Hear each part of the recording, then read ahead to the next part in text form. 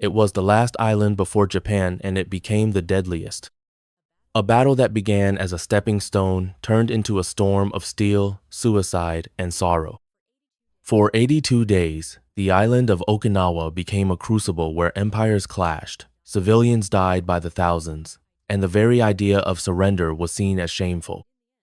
And in the end, it raised a question that still echoes in historical debate. Did Okinawa force America to drop the atomic bomb, or did it prove Japan would never quit? To understand why this single island battle cost more lives than some entire wars, we have to go back to the spring of 1945, when the United States had almost reached Japan's doorstep, but discovered the house was booby-trapped, and the front door would bleed.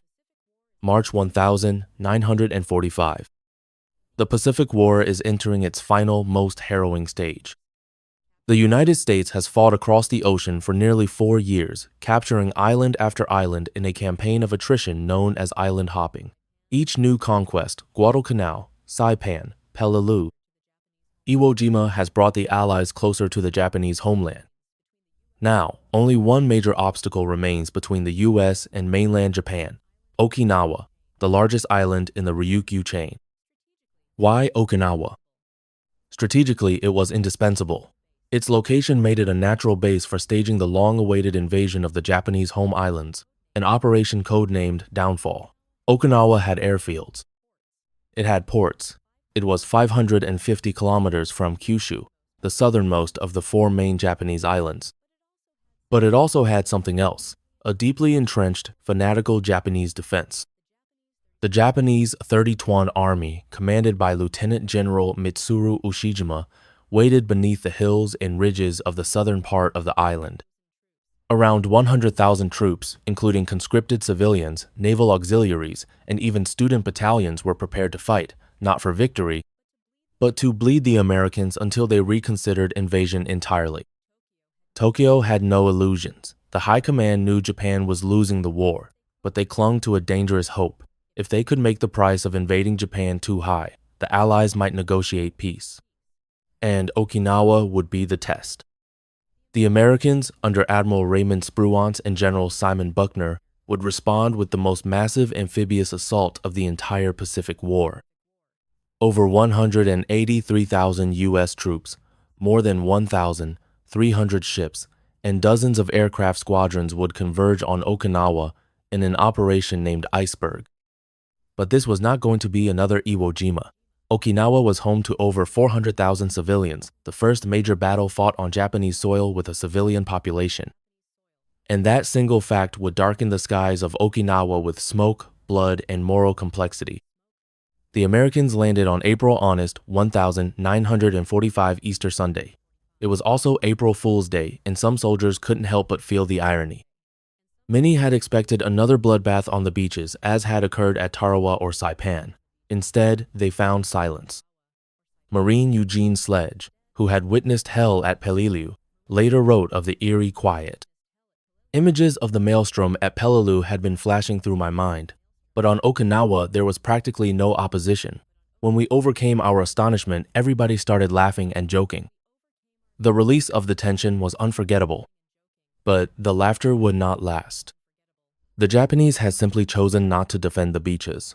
General Ushijima, advised by his chief strategist, Colonel Hiromichi Yahara, adopted a strategy of defense in depth.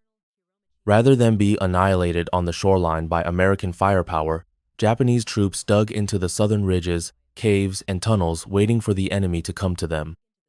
And when the Americans did, hell broke loose. The ridges had names that became nightmares: Hacksaw Ridge, Sugarloaf Hill, Conical Hill.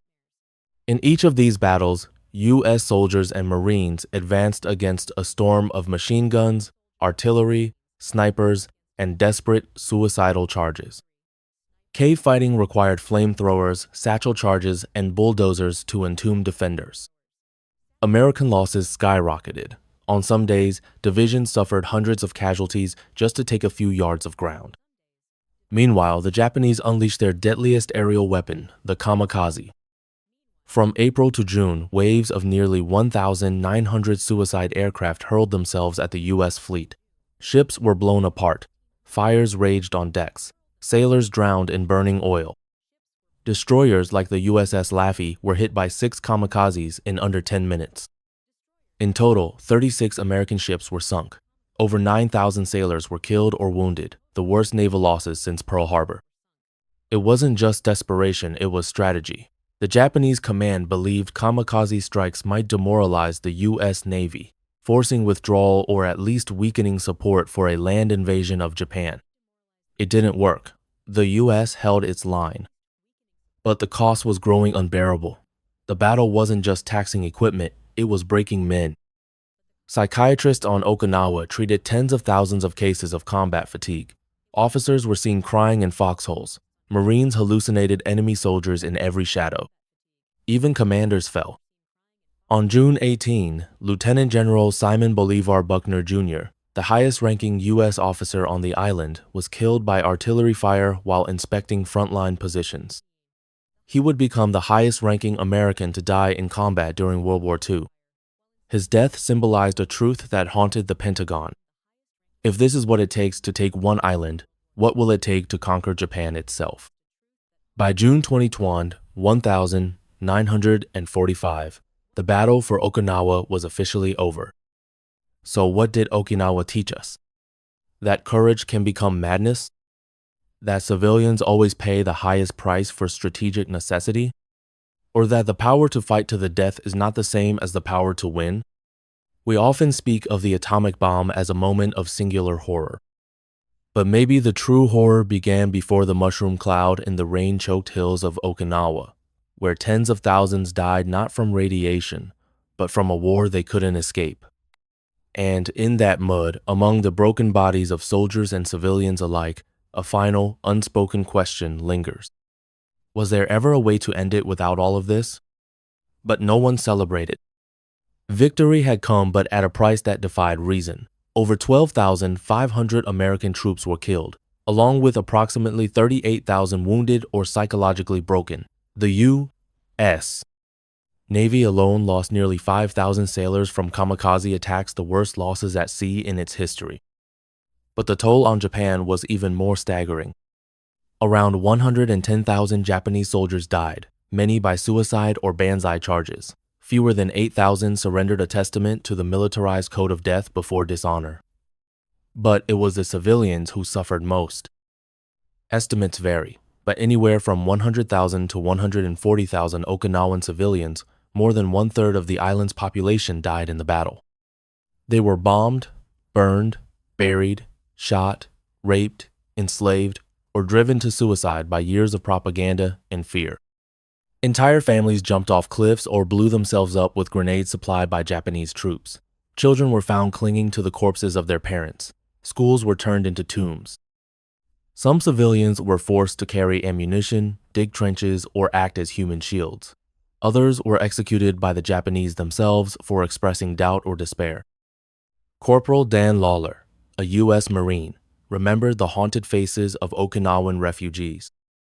We gave them all some candy, but they still refused to touch it unless one of us ate some first. You could tell they didn't trust us, not even a little. The fear was bone deep. Okinawa was not just a military victory.